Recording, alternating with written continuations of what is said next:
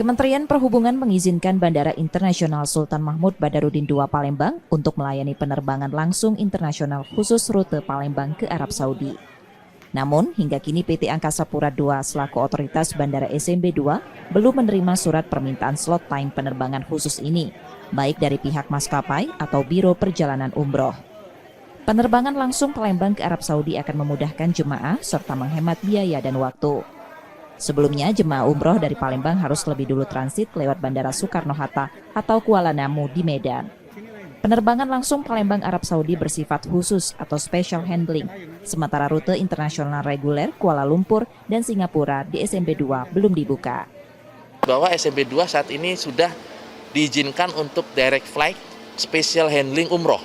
Jadi umroh ini sekarang bisa terbang langsung dari SMB 2 Palembang ke Jeddah maupun ke Madinah. Nah, namun demikian sampai saat ini, walaupun sudah ditetapkan beberapa minggu yang lalu, sampai saat ini belum ada satupun maskapai atau travel umroh yang menyampaikan surat permintaan slot time penerbangan langsung itu. Nah, harapannya adalah teman-teman dari travel umroh, kemudian dari maskapai bisa segera menyampaikan permohonan slot time untuk bisa terbang langsung dari SMB 2 ke Jeddah maupun ke Madinah.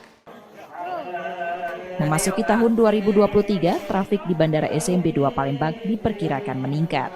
Pada Januari lalu, jumlah penumpang dari dan ke Palembang mencapai 6 hingga 8.000 orang per hari. Trafik tersebut masih jauh dari situasi normal sebelum pandemi yang menyentuh 13.000 penumpang per hari. PT Angkasa Pura II optimis kondisi penerbangan terus membaik karena sejumlah maskapai telah menambah frekuensi penerbangan. M. Rizky Nurmizan, Kompas TV, Palembang, Sumatera Selatan.